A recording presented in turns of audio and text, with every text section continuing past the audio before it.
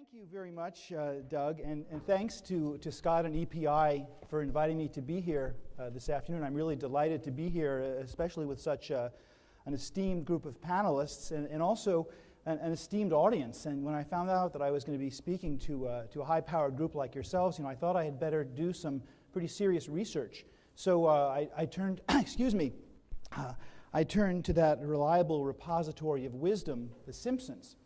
And there's one classic episode, I don't know if any of you know this, when Homer has suffered a terrible disappointment. He's been banned from his favorite bar. And his daughter Lisa tries to cheer him up with a little Chinese philosophy. And she says, "Did you know the Chinese use the same word for crisis as they do for opportunity?" And Homer thinks for a second, and he brightens up and he says, "Yes, Christ-opportunity."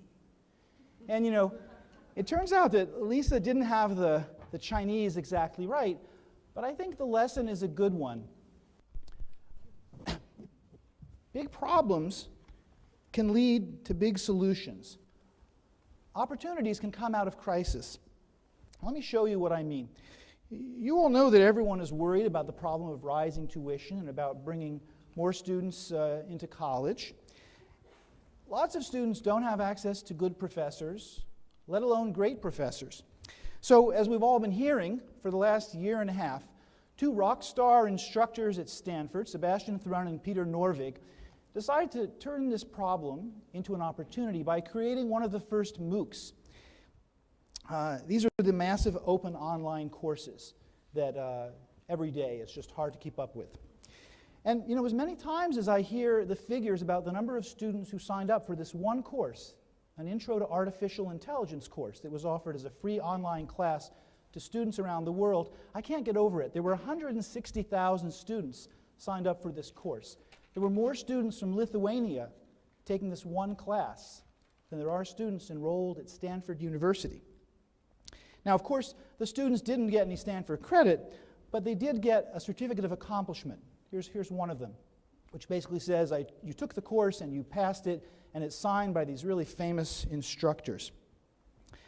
So, what does this story really tell us? Why would two instructors at one of the best universities in the world offer free classes to students who aren't even enrolled at Stanford? Well, on the one hand, their efforts represent an evolution, the latest development in a 100-year progression that has taken us from elite access to higher education to mass access to something closer to the goal of universal access. On the other hand, what they're doing is a revolution because they're upending and reinventing higher education to meet the demands of a new era. And this gets us right back to Homer Simpson's notion of a Christ-opportunity, that problems and opportunities are intertwined. Today I'm going to talk just briefly about three kinds of problems facing American higher education. Each represents both a crisis in our post-secondary system as well as an opportunity for real reform. First, I'm going to explain the problem of low graduation rates and how this problem has fostered new approaches to earning credits and completing degrees. Second, I'm going to talk about the failure to prioritize student learning and how this problem has prompted new efforts to use technology to improve how students are taught. And third, I'll discuss the Model T syndrome, which is a kind of one-size-fits-all notion of what a college looks like, and how this problem is being addressed by a much more diverse entrepreneurial set of approaches. So, let's start with the problem of low graduation rates. Now, on the one hand, there's some good news. The number of students starting post-secondary education out of high school has increased very dramatically in the past 40 years. About 50% in 1970, around, give or take, 70% now. But our degree completion rates are terrible. For white students at four-year institutions, 41% don't finish within 6 years. For Latino students, as you can see, 53%. For African American students, 41%. And these figures are for full-time students. We know that the rates for part-time students and for community college students are even worse. Well, we know all these federal figures, these particular federal figures are flawed, but even alternative measures show that we have a long way to go. All in all, 37 million adult Americans list their highest level of education as some college, no degree. And that just represents a massive loss of human potential. So, what's the opportunity here? Well, here's one that I think many of you may know about. I'm thinking of the competency-based online learning program pioneered by Western Governors University, which is targeted at adult learners who in many cases already have some college credits. In this new paradigm, students don't have to sit in the classroom. This is in some ways a little bit like what Art was talking about earlier with K-12 education. In this new paradigm, students don't need to sit in a classroom for a set number of hours in order to graduate. They get tested to see what they've already mastered in subjects like information technology or healthcare, and then WGU connects them with mentors who, who help them figure out what kind of independent study they need to do in order to master the material they don't know. In other words, learning is the constant and time is the variable, instead of the other way around, which is how things tend to work in the traditional system. Well, this kind of approach is spreading all over the place. WGU has spread to a number of additional states, and we're also seeing more traditional institutions, including SUNY, which we may hear about later, embrace some aspects of this approach. And I think we're going to see it spreading all the more quickly after an announcement this week by the Department of Education, which in some sense clarified existing policy, but really I think gave a green light to a lot of schools who were interested in this kind of competency-based education by saying you will still be eligible for federal financial aid through this kind of a program that does not base itself on a traditional credit hour. Okay, graduation rates. What about student learning? This is the second big problem that I wanted to talk about. And this is the fact that even if you do get a degree from an American university, there are real questions about how meaningful that degree is. And this is the problem of not prioritizing student learning, not putting it front and center. A lot of students just aren't learning very much. There was one very well-publicized study that came out a couple of years ago that found that 45% of undergraduates experience no improvement in their critical reading, their reasoning, and their writing skills during their first 2 years of college. And even by their third year, more than a third see no statistically significant gains. How can they learn so little? Well, for one thing, there's all kinds of data showing they don't study very much. It's a big problem. Big decreases since the early 1960s in the number of hours students spend every week, both in classroom and working outside of the classroom. But professors and institutions bear a lot of the blame as well. They have lots of professional incentives that shift their priorities away from the classroom and away from student learning. And I have to say, as a parent with one child who's a college freshman, another who's on the way in the fall, this kind of thing is really very distressing. I'm really painfully aware of the amount of cynicism that's out there about how much a college degree is really worth. I love this parody diploma that I found on the web. You can probably see it says, sorry that you learned nothing, thank you for the tuition dollars, and best of luck with the rest of your lives. Well, once again though, the upside of this, what might seem pretty depressing information about student learning is that it has created huge opportunities for innovative educators to use technology to improve how students are taught and how much they learn. One example that I really love to talk about and that's gotten a fair amount of attention is the Open Learning Initiative, OLI, at Carnegie Mellon University. What they're really doing is helping students learn more by integrating cognitive psychology with technology to try to break down old models of how we think learning happens. Now, we know that there are huge failure rates in large, boring intro lectures of the kind that many students take when they start college, and instead, OLI has created more than a dozen courses. They basically include interactive computer-based learning modules combined with classroom instruction in some cases, the so-called blended learning model. So let's say you're taking a statistics course. You would be walked through a series of problems by a cyber tutor. They would ask you different questions and probe certain weaknesses depending on what kinds of answers you got right or wrong.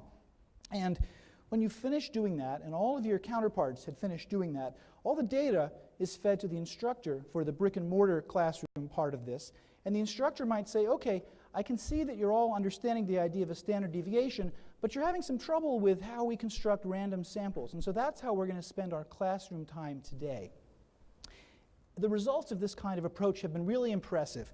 In OLI's statistics course, there was a study last year headed by Bill Bowen, the former president of Princeton, which found that students doing this mixture of classroom and computer time that I've just described, they learned a full semester's worth of material in a quarter less time. And they performed just as well as students in traditional classrooms. Well, if you can get students to learn more for less, then you've solved the productivity equation. And that's going to be more and more important, as you all know. When money is limited and there's growing demand for lower tuition, broader college access, and better academic outcomes. So clearly there are a lot of interesting things going on in higher education, but I'd argue that too often we're still dealing with the Model T syndrome. And when I say that, I'm referring to a line that's often attributed to Henry Ford, who was supposed to have said when he invented, the first mass-produced car, you can have any color that you want so long as it's black. In lots of ways, we still have a one-size-fits-all education system, where college looks much like it did 50 or 75 years ago. A single campus location where students go to class in brick-and-mortar buildings. They listen to professors lecture, they do homework, they take exams, they earn credits, and eventually receive degrees. And of course, they also form important social and career networks. Well, this works for some students, but it's very expensive, and for a substantial number of students, it isn't very effective. Well, but here's the opportunity. We're now seeing yet another group of innovators who are questioning the one-size-fits-all approach, and instead they're unbundling the various things that universities can do and offering them on an a la carte basis to see if they can be provided better, less expensively, or just differently. One example of unbundling is taking place with introductory courses through a company called Straighter Line, based in Baltimore, not too far from my home in Maryland. And I was referring to those giant first-year courses in subjects like English or math. Well, what Straighter Line has done is to figure out that it can offer those courses much more cheaply as online courses. They actually charge you a flat fee every month if you want for an unlimited number of courses. And they're trying to save students a lot of money. It's certainly not a Model T. But they've had a lot of trouble getting colleges to accept those credits as transfer credits for a variety of reasons, including the fact that the economics are such that a lot of times those big intro courses are really cash cows for colleges and universities, and they can cross-subsidize their upper division courses and other activities through those courses. So it's a real problem for them to accept some of those transfer credits. However, gradually, some have started offering credit, and there was a big development just recently in California where a bill has been introduced in the state legislature that basically says there's going to be a group of approved courses from outside providers that state colleges and universities are going to have to accept as transfer credits. Now, I don't know if it'll happen. It'll be interesting to see what other people think, but that's potentially a big breakthrough. Yeah, you could say it's a commodification of intro classes. There are certainly lots of questions about quality control. Nevertheless, I think in a place like California and many places where they're very tight for money, where they have extreme problems with access, people can't get the credits they need, if there's another opportunity, and if you view this as more of an interchangeable system of credits as opposed to individual fiefdoms, I think that there's a lot of potential for doing something important there. We're also seeing the unbundling of degrees themselves. There are places like the National Association of Manufacturers and many others that are giving digital badges that show in really granular detail exactly what subjects and skills students have mastered. Now, I should say these are not real badges. I mean, this is a stylized version of badges, but in many cases they would be digital, and you would say, I have skills in basic HTML, I have skills in Chinese, I have skills in film editing. And what there really are is a kind of micro-credential that does not require a college, as the sort of intermediary.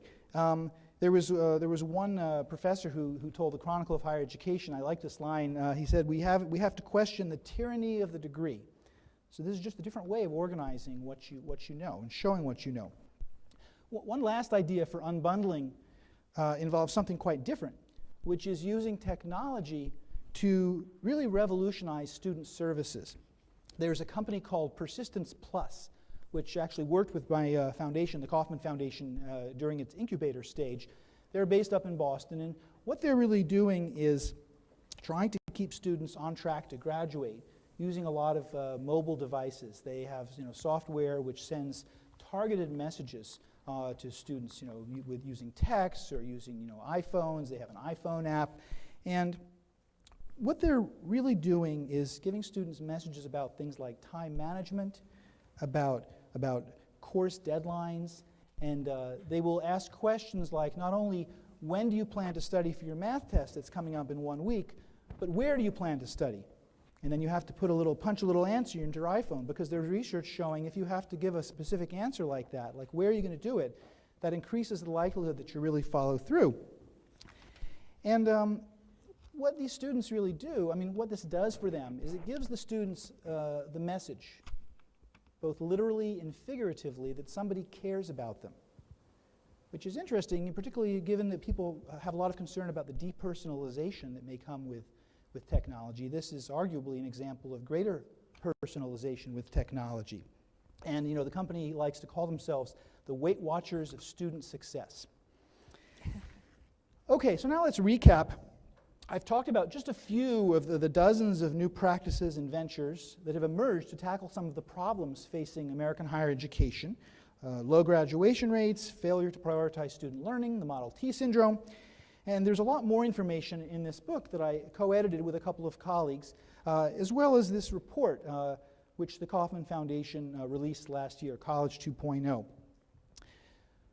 So, as leaders in the field, you're probably looking at all this, and you're probably asking yourselves, what's really going on here? What does this really mean? Well, what I think we're moving toward, and this is a very good thing, is an educational world in which outcomes matter much more than process. It's a world that I'm convinced is going to be much, much better for students. Let me return to where I started, to Stanford. That free artificial intelligence class that I mentioned, it gets talked about a lot, it turned into a company called Udacity, which is sort of university and audacity. And I visited their offices in Palo Alto last June, and it's sort of funny, you go down El Camino Real, which is the main drag there. There's basically an unmarked building. There's a credit union on one side. It looks like nothing. You go inside. There's a teeny little logo on the door, that says Udacity, transforming education for the 22nd century. They're very modest. And then, you go in and there's a bunch of students, well, they look like students. There's 22, 23-year-old kids. There's whiteboards. There's bikes everywhere. And it looks like just about any old, Silicon Valley startup. But what's been really interesting to me is how quickly MOOCs have moved toward the mainstream in really a very short time, in the history of educational innovations. I know we'll talk more about MOOCs during the panel discussion, so I won't try and say more right now, but let's just say there's been a lot going on. Now, some people roll their eyes about the level of hype surrounding MOOCs. And of course, it's absolutely true that we've seen lots of tech bubbles before. But I believe something big is happening here. Here's what Sebastian Thrun, one of the Stanford instructors, said when he announced that he was creating Udacity. Now that I saw the true power of education, there is no turning back. It's like a drug. I won't be able to teach 200 students again in a conventional setting. When I read that, I thought, wow, that's pretty powerful. But let's be clear, stories like this don't mean that everything will change. Personally, I'm very wary of apocalyptic scenarios, whether they're positive or negative. that suggests that the things that are taking place today are going to completely blow up existing institutions and their values. I believe that these innovations, while yeah, they're disruptive, I don't think they're really threatening. I do think they're opportunities for traditional institutions to become better and for new institutions to enter this very fast-growing space. You know, who knows how all this ferment is going to work out? Clearly, not every incumbent is going to survive, nor will every new venture succeed. I wouldn't bet on any kind of single model of change. You know, it's not going to be either or, it's going to be both and. But I am pretty confident, you know, when I say that institutions of higher education, having stayed really remarkably the same for the past 50 years or so, are going to look quite different 50 years from now. And that's a good thing. It's going to mean lots of opportunities to improve the way higher education works for students, for employers, and for the country. I think it's a very exciting time, and I'm really looking forward to hearing what all my colleagues have to say.